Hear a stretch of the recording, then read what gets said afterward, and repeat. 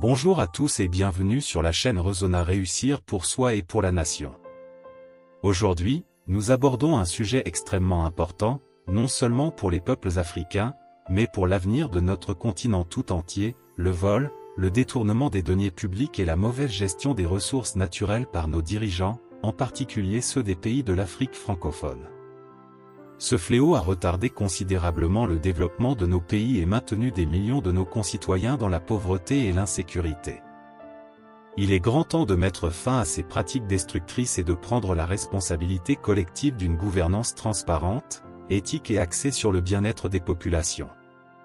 Dans cette vidéo, nous allons décortiquer les raisons profondes de ces dérives, leurs conséquences désastreuses et proposer des solutions pour sortir de ce cycle infernal. Alors, restez avec nous jusqu'à la fin. Le contexte historique et sociopolitique des pays africains.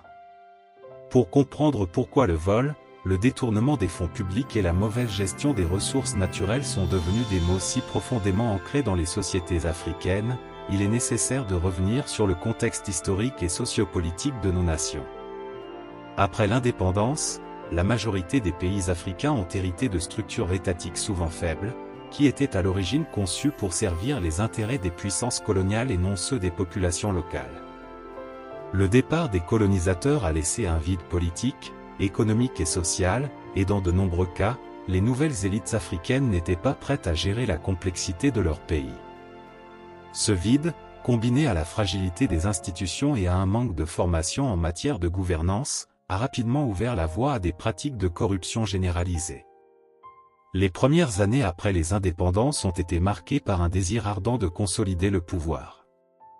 Dans certains cas, cela a mené à des régimes autoritaires où la gouvernance était perçue comme un moyen de s'enrichir personnellement plutôt que de servir la nation. Très vite, le détournement des ressources publiques s'est imposé comme une norme, soutenue par des systèmes de clientélisme, de népotisme et de favoritisme. Les institutions chargées de la gestion des fonds publics ont été affaiblies, et la justice, trop souvent dépendante du pouvoir exécutif, a fermé les yeux sur ces dérives. Dans ce contexte, les ressources naturelles de nos pays, qu'elles soient minières, pétrolières, forestières ou agricoles, ont été considérées comme des biens à exploiter à des fins personnelles plutôt qu'en tant que levier de développement durable. Il est important de noter que l'Afrique regorge de ressources naturelles en abondance, mais cette richesse a été mal gérée, souvent pillée et exploitée par des élites dirigeantes, parfois en connivence avec des entreprises étrangères, sans bénéfice réel pour les populations locales. Les raisons profondes de la mauvaise gestion et du détournement des fonds publics. La question qui se pose alors est la suivante: pourquoi ces pratiques ont-elles perduré et continuent-elles d'affecter le développement des pays africains? Les raisons sont multiples et complexes, mais elles peuvent être regroupées sous plusieurs points clés. 1. La faiblesse des institutions et de l'état de droit. L'une des raisons principales qui explique la mauvaise gestion des ressources naturelles et le détournement des fonds publics est la faiblesse des institutions. Dans de nombreux pays africains, les institutions publiques sont non seulement fragiles, mais aussi manquent d'indépendance. Les parlements, censés être des contre-pouvoirs, sont parfois des chambres d'enregistrement pour les décisions du gouvernement. De même, les systèmes judiciaires ne sont pas suffisamment indépendants pour lutter efficacement contre la corruption. La police et les agences de lutte contre la corruption sont souvent elles-mêmes corrompues et n'ont ni les moyens ni la volonté de poursuivre les responsables de détournement de fonds. 2. Le manque de transparence et de responsabilité. La transparence dans la gestion des finances publiques reste un problème majeur en Afrique. Les budgets sont souvent opaques, les dépenses non documentées et les projets publics manquent de mécanismes de contrôle. Lorsqu'il n'y a pas de transparence dans les finances publiques, il devient très facile pour les dirigeants de détourner les fonds à des fins personnelles. Les citoyens, les médias et la société civile n'ont pas toujours accès à l'information nécessaire pour exiger des comptes des autorités. Par conséquent, l'absence de responsabilité crée un terrain propice à la corruption et à la mauvaise gestion. 3. L'impunité des dirigeants corrompus. Dans de nombreux pays africains, les responsables des détournements de fonds publics et de la mauvaise gestion des ressources naturelles échappent souvent à toute sanction. L'impunité est une problématique clé. Les élites politiques, une fois au pouvoir, utilisent les ressources publiques pour financer leur maintien au pouvoir, leur parti politique ou encore leur famille. Ceux qui osent dénoncer ces pratiques sont souvent réduits au silence, soit par la répression, soit par des menaces de violence. L'impunité garantit que ces pratiques perdurent, car les responsables savent qu'ils ne seront pas punis.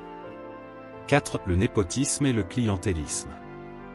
Le népotisme, qui consiste à privilégier les membres de sa famille et ses proches dans la distribution des ressources publiques, est un autre facteur important.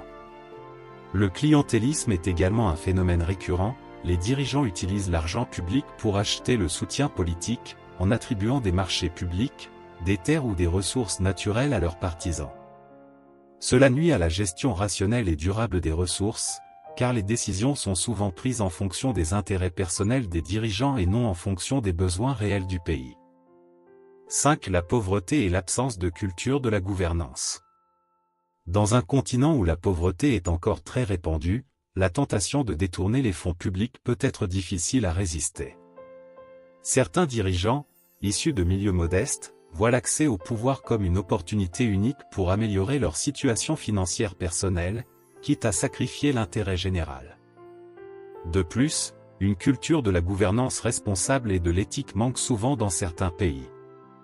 Les formations en gestion publique et en éthique sont insuffisantes, et les jeunes générations n'ont pas toujours accès à des modèles de leaders vertueux. Les conséquences désastreuses pour nos pays. Les conséquences de ces dérives sont dramatiques pour les pays africains, surtout pour ceux de la zone francophone. Le retard dans le développement est massif, et plusieurs générations ont payé le prix fort de ces pratiques. 1. Une économie appauvrie et dépendante. Le détournement des fonds publics et la mauvaise gestion des ressources naturelles ont conduit à une économie appauvrie. Au lieu de réinvestir les ressources pour développer l'infrastructure, l'industrie et l'agriculture, une grande partie de ces fonds a été détournée par les élites politiques. Les pays africains restent ainsi dépendants de l'aide internationale et des investissements étrangers, sans avoir pu construire une véritable base économique solide. 2. Des infrastructures inachevées ou de mauvaise qualité. Les projets d'infrastructures, qui sont essentiels pour le développement économique et social, sont souvent retardés, annulés ou réalisés à moitié. L'argent destiné à la construction de routes, de ponts, d'écoles et d'hôpitaux est détourné, et les populations se retrouvent sans services de base. Les infrastructures existantes sont souvent mal entretenues, ce qui engendre une perte de valeur des investissements. 3. La croissance des inégalités et de la pauvreté. La mauvaise gestion des ressources conduit à une croissance des inégalités. Une petite élite profite des ressources naturelles et des financements publics, tandis que la grande majorité de la population reste plongée dans la pauvreté. Cela crée une fracture sociale importante, avec des tensions entre les différents groupes sociaux et une absence de mobilité sociale. 4. Un environnement politique instable. La corruption et la mauvaise gestion créent un climat de méfiance à l'égard des dirigeants. Les citoyens perdent confiance en leur gouvernement, ce qui entraîne des mouvements de protestation, des manifestations et parfois des conflits politiques violents. L'instabilité politique freine également les investissements étrangers, car les entreprises hésitent à investir dans des pays où la corruption et l'instabilité sont prépondérantes. Le temps du changement, comment y parvenir? Face à ce constat alarmant, il est impératif de se demander, comment sortir de ce cercle vicieux? Comment mettre fin au vol des fonds publics et à la mauvaise gestion des ressources naturelles? Le temps du changement est venu, et cela commence par une prise de conscience collective et un engagement résolu des citoyens et des dirigeants. Voici quelques pistes de solutions. 1. Renforcer les institutions et l'état de droit. Les institutions doivent être renforcées pour garantir la séparation des pouvoirs et l'indépendance de la justice. Un système judiciaire indépendant et efficace est essentiel pour punir ceux qui détournent les fonds publics et maltraitent les ressources naturelles. Les agences de contrôle doivent être dotées des moyens nécessaires pour vérifier les dépenses publiques et les contrats publics. 2. Promouvoir la transparence et la reddition de comptes. La transparence doit devenir une priorité. Il est crucial que les citoyens puissent suivre l'utilisation des fonds publics à travers des plateformes ouvertes et accessibles. Les dirigeants doivent rendre des comptes de manière régulière et détaillée sur la gestion des ressources naturelles et des finances publiques. 3. Imposer des sanctions sévères contre les corrupteurs. Les dirigeants et fonctionnaires corrompus doivent être fermement tenus responsables de leurs actes. Il est impératif que des lois strictes contre la corruption soient appliquées, et que des sanctions sévères soient infligées à ceux qui détournent les ressources publiques. Les exemples de dirigeants emprisonnés pour corruption devraient devenir une norme et non une exception. 4. Développer une culture de la gouvernance et de l'éthique. Il est nécessaire de promouvoir une culture de la gouvernance responsable et de l'éthique, dès le plus jeune âge. Les jeunes générations doivent être formées aux valeurs du service public et à l'importance de la gestion rigoureuse des ressources publiques. L'éthique et l'intégrité doivent devenir des valeurs centrales dans la formation des leaders de demain. 5. Encourager la participation active de la société civile. La société civile doit jouer un rôle crucial dans la lutte contre la corruption. Les citoyens doivent exiger des comptes de leurs dirigeants et dénoncer les pratiques malhonnêtes. Des plateformes de dénonciation sûres et efficaces doivent être mises en place pour permettre aux citoyens de signaler les abus sans craindre de représailles. Conclusion. Le retard des pays africains, particulièrement en Afrique francophone, est largement dû au vol des deniers publics, au détournement des fonds publics et à la mauvaise gestion des ressources naturelles. Ces pratiques ont des conséquences dramatiques sur nos économies, nos sociétés et nos institutions.